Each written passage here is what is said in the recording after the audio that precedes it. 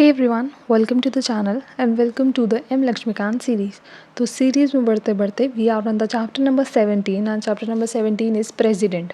President जो है वो कॉन्स्टिट्यूशन के पार्ट 5th में आता है और वो आर्टिकल नंबर 52 से लेकर आर्टिकल नंबर 78 तक डील करता है। अगर हम बात करें प्रेसिडेंट के इलेक्शन के बारे में, तो प्रेसिडेंट का इलेक्शन जो है वो इलेक्टोरल कॉलेज करवाता है। तो इस इलेक्टोरल कॉलेज के मेंबर्स कौन है? तो इस इलेक्टोरल कॉलेज के मेंबर्स में आता है elected member of both the houses of the parliament, दोनों ही हाउसेज ऑफ द पार्लियामेंट के इलेक्टेड मेंबर्स। देन आते हैं elected member of both the houses of the state legislature के दोनों हाउसेज के इलेक्टेड मेंबर्स। और थर्ड आता है legislative assembly of union territory of Delhi and Puducherry के इलेक्टेड मेंबर्स। तो आपने ये चीज़ नोटिस की होगी, सब में इलेक्टेड मेंबर्स आ रहे हैं, तो आपको ये कन्फ्यूजन ना हो कि प्रेसिडेंट में इलेक्टेड आते हैं कि नॉन इलेक्टेड भी आते हैं। तो सिर्फ इलेक्टेड मेंबर्स ही इसमें पार्टिसिपेट करते हैं प्रेसिडेंट के इलेक्शन में। हाउस ऑफ पार्लियामेंट और स्टेट लेजिस्लेचर दोनों ही पार्टिसिपेट करते हैं। इसके बाद आता है प्रोपोर्शनल रिप्रेजेंटेशन। जो इलेक्शन है वो कैसे होता है, किस मेथड से होता है? तो वो प्रोपोर्शनल रिप्रेजेंटेशन से होता है and by the means of single transferable vote. जितने भी डाउट और डिस्प्यूट्स होते हैं regarding the election of the president, तो वो सब कौन हैंडल करता है? तो वो डिसाइड करता है सुप्रीम कोर्ट। अब हम बात करते हैं कुछ आर्टिकल से रिलेटेड जो कि प्रेसिडेंट के चैप्टर में हमारे लिए इम्पॉर्टेंट है। तो इन आर्टिकल्स के आपको नंबर भी याद होने चाहिए और इसके अंदर क्या कॉन्टेक्स्ट है वो भी आपको याद होना चाहिए। तो वो मैंने बिल्कुल सिंप्लीफाइड वे में मैंने यहाँ पर लिख दिया है, तो आपको एक बार ये वीडियो देखना होगा और आपको ये सब याद हो जाएंगे। Let's start with the first article, that is article number 58, that is qualification. 58 में आती है क्वालिफिकेशन क्या होनी चाहिए प्रेसिडेंट के लिए। तो इसमें 3 क्वालिफिकेशंस हैं। पहली आती है he should be the citizen of India. दूसरी आती है एज की क्वालिफिकेशन, तो एज जो है प्रेसिडेंट के लिए वो है 35 ईयर्स। थर्ड आती है he should be qualified for the election as a member of Lok Sabha. Lok Sabha के इलेक्शन के लिए वो कैपेबल होने चाहिए, क्वालिफाइड होने चाहिए। नेक्स्ट आता है article number 60, that is oath. तो प्रेसिडेंट की ओथ कौन करवाते हैं? तो प्रेसिडेंट की ओथ जो है वो चीफ जस्टिस करवाते हैं। और अगर इन केस वो एब्सेंट हो जाते हैं, वो नहीं आ पाते हैं, तो सीनियर मोस्ट जज जो होते हैं सुप्रीम कोर्ट के, तो वो प्रेसिडेंट की ओथ करवाते हैं। नेक्स्ट आता है आर्टिकल नंबर 59, जिसमें कि है कंडीशंस। तो ये आर्टिकल्स का ऑर्डर थोड़ा सा आगे पीछे हो गया है, तो सॉरी फॉर दैट। नेक्स्ट आता है article number 59, that is conditions. तो क्या क्या कंडीशन है प्रेसिडेंट के इलेक्शन के लिए? तो पहली जो कंडीशन आती है वो ये है कि ही should not be the member of either house of the parliament and the state legislature. तो पार्लियामेंट और स्टेट लेजिस्लेचर के किसी भी हाउस के मेंबर नहीं होने चाहिए। नेक्स्ट आता है he should not hold any office of profit. वो office of profit, he should not hold any office of profit. Third आता है immune from criminal procedure, he can't be imprisoned. ये कंडीशन में नहीं आता है, but it is a point related to the president. Next आता है article number 56, that is term. तो प्रेसिडेंट का टर्म कितना होता है? तो प्रेसिडेंट का जो टर्म होता है, टेन्योर होता है, वो 5 ईयर्स का होता है। अगर उन्हें रेजिग्नेशन करना हो तो वो रेजिग्नेशन लेटर किसको देंगे? तो वो अपना रेजिग्नेशन लेटर जो है वाइस प्रेसिडेंट को देते हैं। क्या एक प्रेसिडेंट री इलेक्ट हो सकते हैं क्या? अगर वो अपना टेन्योर कंप्लीट कर लेते हैं तो क्या दोबारा से वो प्रेसिडेंट बन सकते हैं क्या? तो बिल्कुल बन सकते हैं, प्रेसिडेंट जो है वो री इलेक्टेड होते हैं। नेक्स्ट आता है आर्टिकल नंबर 61। आर्टिकल 61 में आता है इम्पीचमेंट।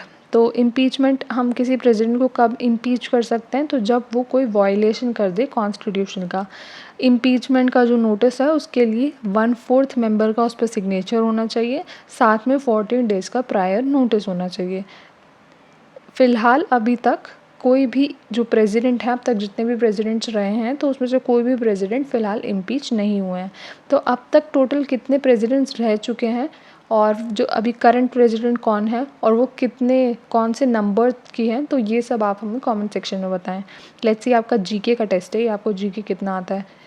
सो बढ़ते हैं आगे। अब आती है powers of the president. President के पास कौन कौन सी पावर्स होती हैं? तो प्रेसिडेंट की जितनी भी पावर्स हैं उनको हमने सब सेक्शंस में डिवाइड किया है। लाइक सबसे पहले हम बात करेंगे एग्जीक्यूटिव पावर्स की, देन हम बात करेंगे legislative powers, then judicial powers and some discretionary powers. तो let's start with the executive powers. तो एग्जीक्यूशन में प्रेसिडेंट के पास कौन कौन सी पावर होती है, तो सबसे पहले तो उनके पास ये पावर होती है कि वो प्राइम मिनिस्टर को अपॉइंट करते हैं और अदर मिनिस्टर्स को अपॉइंट करते हैं on the advice of the prime minister. Second आता है कि वो attorney general, CAG, CEC, chairman और member of UPSC, governor, chairman and member of the finance commission, तो ये सब को वो अपॉइंट करते हैं। नेक्स्ट आता है कि वो इंटर स्टेट काउंसिल को भी अपॉइंट करते हैं और लास्ट आता है वो किसी एरिया को शेड्यूल्ड एरिया डिक्लेयर कर सकते हैं। तो ये सभी पावर्स हैं जो कि प्रेसिडेंट के पास होती हैं, executive powers. Now let's talk about the legislative powers. तो लेजिस्लेटिव पावर्स में प्रेसिडेंट के पास पावर है कि वो प्रोरॉग कर सकते हैं, समन कर सकते हैं पार्लियामेंट को, वो एक जॉइंट सिटिंग बुला सकते हैं दोनों हाउसेस की, वो लोकसभा को डिसॉल्व करने की पावर रखते हैं। पार्लियामेंट का जो फर्स्ट सेशन होता है उसको एड्रेस कौन करता है, तो उसको प्रेसिडेंट ही एड्रेस करते हैं। वो 12 मेंबर्स को नॉमिनेट कर सकते हैं टू द राज्यसभा और 2 मेंबर्स को नॉमिनेट कर सकते हैं टू द लोकसभा जो कि एंग्लो इंडियन कम्युनिटी के होंगे। तो ये सभी पावर्स हैं जो कि लेजिस्लेटिव पावर्स हैं प्रेसिडेंट की। अब आती हैं जुडिशियल पावर। तो जुडिशियल पावर में वो चीफ जस्टिस एंड जजेस of the supreme court and high court को अपॉइंट करते हैं। वो पार्डन ग्रांट कर सकते हैं और रिस्पाइट्स और कॉम्यूटेशंस ये सब ग्रांट कर सकते हैं। अब बात करते हैं डिस्क्रीटरी पावर्स। तो डिस्क्रीटरी पावर्स जो हैं वो कॉन्स्टिट्यूशन में नहीं लिखी हुई हैं, ये हम कंक्लूड कर सकते हैं बट ये कॉन्स्टिट्यूशन में लिखा नहीं है, तो आपको कन्फ्यूजन हो सकता है, आपको एग्ज़ाम में पूछा जा सकता है कि डिस्क्रीटरी पावर कॉन्स्टिट्यूशन में कहाँ लिखा है, तो वो कहीं नहीं लिखा है। डिस्क्रीटरी पावर का क्या मतलब होता है, तो डिस्क्रीटरी पावर का मतलब होता है कि जहाँ पर प्रेसिडेंट जो है वो एडवाइस, काउंसिल ऑफ मिनिस्टर्स की एडवाइस पर ना रख होकर वो अपने मर्ज़ी से जहाँ पर डिसीजन लेते हैं, तो वो उनकी डिस्क्रीटरी पावर्स होती हैं। तो ऐसा कहाँ कहाँ पे होता है, तो प्रेसिडेंट के पास 2 इसके लिए वीटोज़ हैं, एक तो है सस्पेंसिव वीटो और एक है पॉकेट वीटो। सस्पेंसिव वीटो का मतलब क्या है कि वो जब कोई बिल आता है प्रेसिडेंट के पास असेंट के लिए, तो वो उसको रिटर्न कर सकते हैं for the recommendation. First time पे वो उनको रिकमेंडेशन के लिए रिटर्न कर सकते हैं, बट अगर वो दोबारा से पास होकर आ जाए तो उस टाइम पर प्रेसिडेंट उसको रिटर्न नहीं कर सकते हैं और उनको असेट देनी होगी। तो वो जब फर्स्ट टाइम उन्होंने रिटर्न किया, वहाँ पर क्या किया, उन्होंने अपनी डिस्क्रीटरी पावर्स यूज़ की। ये डिस्क्रीटरी पावर्स जो है वो मनी बिल के टाइम पर एप्लीकेबल नहीं होती हैं। सेकेंड आता है पॉकेट वीटो। पॉकेट वीटो होता है कि अगर कोई बिल असेंट के लिए आता है प्रेसिडेंट के पास, तो वो टाइम पीरियड कोई लिमिटेड नहीं है कॉन्स्टिट्यूशन में कि कितने टाइम पीरियड में प्रेसिडेंट उसको रिटर्न करेंगे, तो वो उनकी डिस्क्रीटरी पावर है कि वो कितने टाइम पर उसको रिटर्न करते हैं। नेक्स्ट आता है आर्टिकल नंबर 123 जिसमें कि आती है ऑर्डिनेंस। तो ऑर्डिनेंस कब इशू कर सकते हैं प्रेसिडेंट, जब both the houses of the parliament are not in the session, जब दोनों ही हाउसेज सेशन में ना हो या फिर either of the house is not in the session, और किसी भी टाइम पर वो इसको विड्रॉ करा सकते हैं। एब्सोल्यूट वीटो ऊपर आना था, वो रह गया है। तो एब्सोल्यूट वीटो क्या होता है कि प्रेसिडेंट जो है वो विदहोल्ड कर लेते हैं अपनी असेट को, तो वो क्या होता है, वो बिल वहीं पर एंड हो जाता है और वो एक्ट नहीं बन पाता है। अब आता है next article number 72। Article number 72 में आती है pardoning power of the president. तो प्रेसिडेंट के पास पार्डनिंग पावर है। पार्डनिंग पावर का मतलब क्या होता है, टू रिमूव बोथ, सेंटेंस भी और कन्विक्शन भी, दोनों को रिमूव करना, वो है पार्डन कर देना, माफ़ कर देना। कॉम्यूटेशन की पावर है। तो कॉम्यूटेशन का मतलब कॉम्यूट कर देना। कॉम्यूट करने का क्या मतलब होता है, एक फॉर्म ऑफ पनिशमेंट को लाइटर फॉर्म ऑफ पनिशमेंट में सब्सटीट्यूट कर देना, मतलब कोई भारी पनिशमेंट, मुश्किल पनिशमेंट को किसी इजी पनिशमेंट से सब्सटीट्यूट कर देना, वो होता है कॉम्यूटेशन।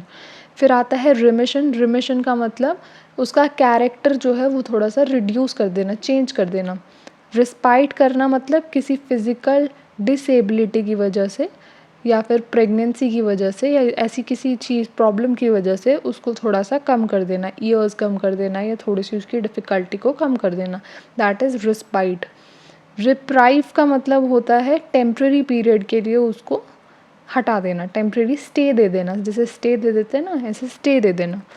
अब कुछ प्रिंसिपल्स आते हैं पार्डन में। तो no right to oral hearing, जो पार्डन होती है तो पेटिशनर जो है वो ओरल हियरिंग नहीं कर सकते।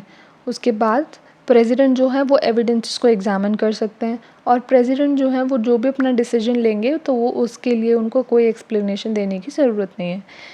Now next is article number 200। ये वैसे तो इस चैप्टर में नहीं है और आगे कवर होने वाला था, बट क्योंकि हम प्रेसिडेंट कर रहे हैं और ये भी प्रेसिडेंट से डील करता है, इसीलिए we have mention this here. तो इसमें आता है president power in state legislature. अगर गवर्नर कोई बिल को रिजर्व कर देते हैं प्रेसिडेंट के असेट के लिए, तो उसमें प्रेसिडेंट के पास क्या क्या ऑप्शंस होते हैं। तो पहला ऑप्शन आता है प्रेसिडेंट के पास कि ही मे गिव असेट, वो अपनी असेट दे दे, मंजूरी दे दें। सेकंड आता है ही में विदहोल्ड असेट, वो असेट ना दे, उसको रोक दे। और थर्ड आता है कि वो उसे रिटर्न कर दे, किसके लिए, रिकमेंडेशन के लिए। लेकिन यहाँ पर एक छोटा सा ट्विस्ट आता है, अभी जो हमने पीछे पढ़ा था कि अगर वो रिकमेंडेशन के लिए वापस कर देते हैं, उसके बाद दोबारा से अगर बिल आ जाता है तो उसमें क्या होगा, उन्हें कंसेंट देनी पड़ेगी। लेकिन यहाँ पर ऐसा कोई कंपल्शन नहीं है, दोबारा अगर भी आता भी है तो भी president is not bound to give his assent, वो उनको असेट देना कोई ज़रूरी नहीं है। तो दिस वाज इट, ये था हमारा प्रेसिडेंट का चैप्टर जो कि हमने ऑलमोस्ट 10 मिनट्स में कवर कर लिया है। अगर आप एम लक्ष्मीकांत में से इसको कवर करेंगे तो बहुत टाइम आपका जाएगा, क्योंकि ये नोट्स बनाने में काफ़ी टाइम लगता है, बिकॉज ये शॉर्ट कंसाइज नोट होता है, आपको एक एक पॉइंट इसमें नोट डाउन करना होता है, कुछ आपका छूटना भी नहीं चाहिए और ये लेंदी भी नहीं होना चाहिए। तो इट इज़ वेरी डिफ़िकल्ट कि इनको बनाना। सो अगर आपको वीडियो अच्छा लगा हो तो वीडियो को लाइक करें, सब्सक्राइब करें चैनल को, एंड थैंक्स फॉर वॉचिंग।